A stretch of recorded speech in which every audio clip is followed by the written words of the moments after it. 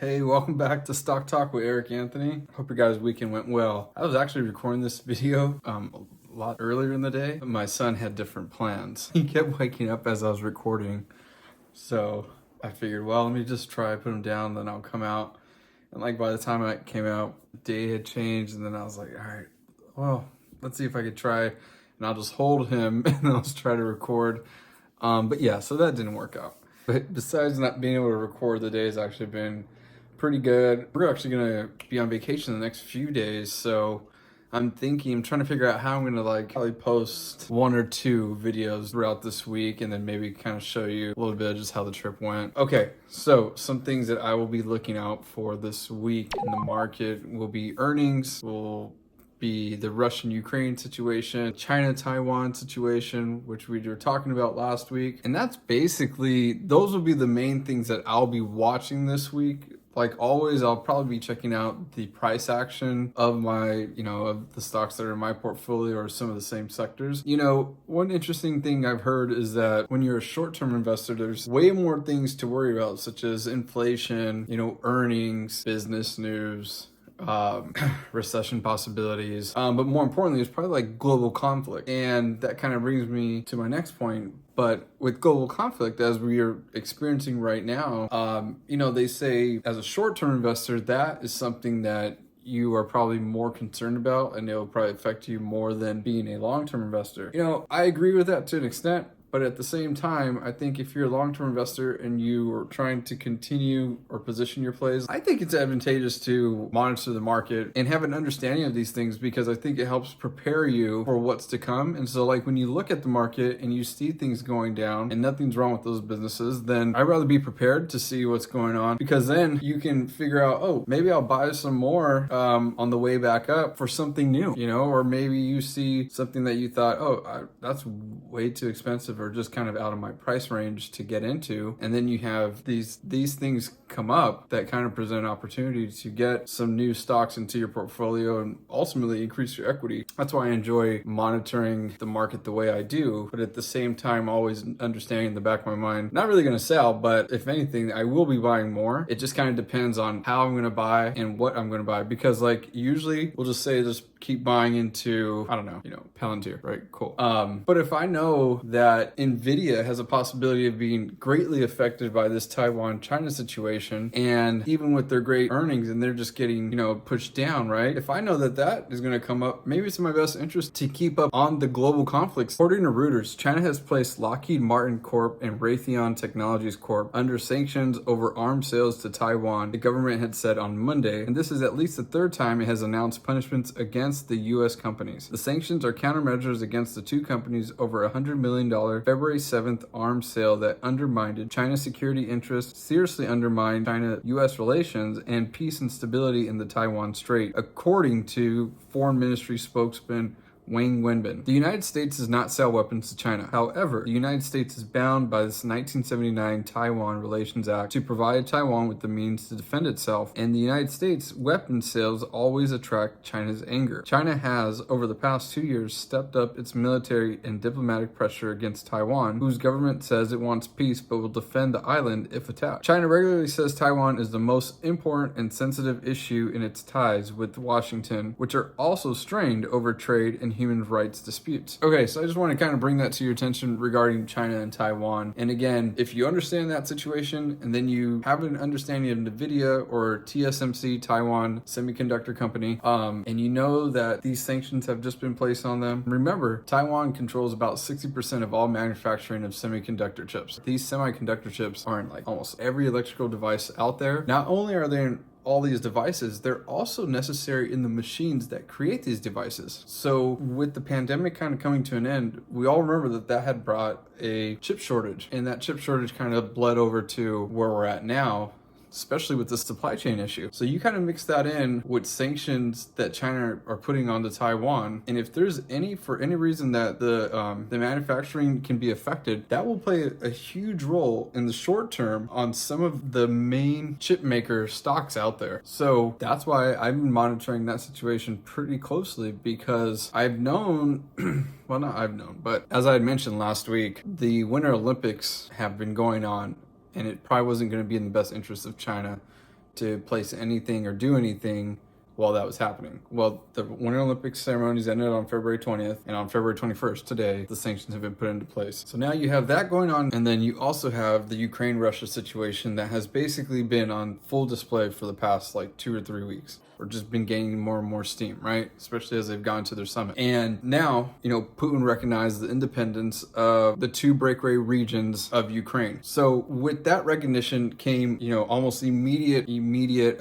response with imposed sanctions, and heavily, big sanctions at that, not only from the United States, but many world leaders that see eye to eye with how the United States wanted to handle the situation. What I'm wondering is that as we place these sanctions on Russia, and China begins to up the ante with their sanctions on Taiwan, I wonder how those two coincide. That definitely interests me in regard to the chip situation, but either way, with the situation with the sanctions that are being placed and what's happening over with Taiwan and China, I think what we want to make sure that we do as an investor, I think it'd be advantageous to keep your eyes and ears open to what's going to go on with Russia and Ukraine. And I know it's not even close to being resolved, but as that's being discussed more and more in the mainstream, don't forget to pay attention to what's going on in Taiwan, because as we've, kind of move away from the pandemic, to me, it seems like now all the focus is going to be on this possibility of World War III, which I don't think any of us want. But as we continue to, none of us want that.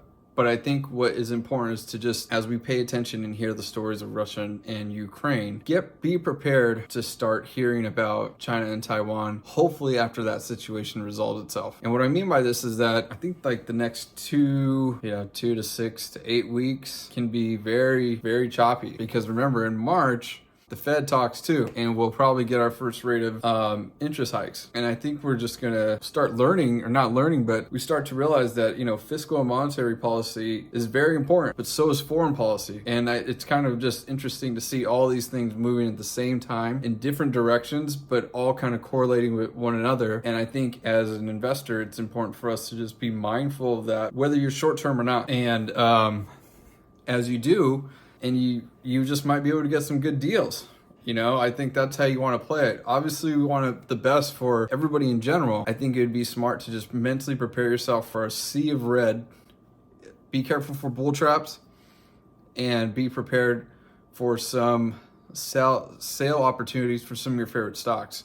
Not only for your favorite stocks, but maybe some that you've been hoping to hop into. The China-Taiwan situation regarding the chips, and how Taiwan is a dominant player in that space and controls such a large part of the, almost a $500 billion market. I think it's important that we realize that our dependency on other countries maybe needs to be scaled back a little bit. If these type of situations keep coming up, we're going to start realizing that, we need some of this product closer. And doesn't mean we don't trade, but our level of dependency with other countries probably needs to be scaled back, and we probably got to do it at the home base. And so one example of this, Reuters actually reported that the Pentagon plans to boost the stockpile of rare earth minerals, cobalt and lithium it manages for the United States government to reduce its long-term dependence on China. The new stockpile agreement guidance is expected to be announced as soon as next week, nearly a year after President Joe Biden issued an executive order to study United States supply chain resiliency in February 2021. As you can see in this chart, look how much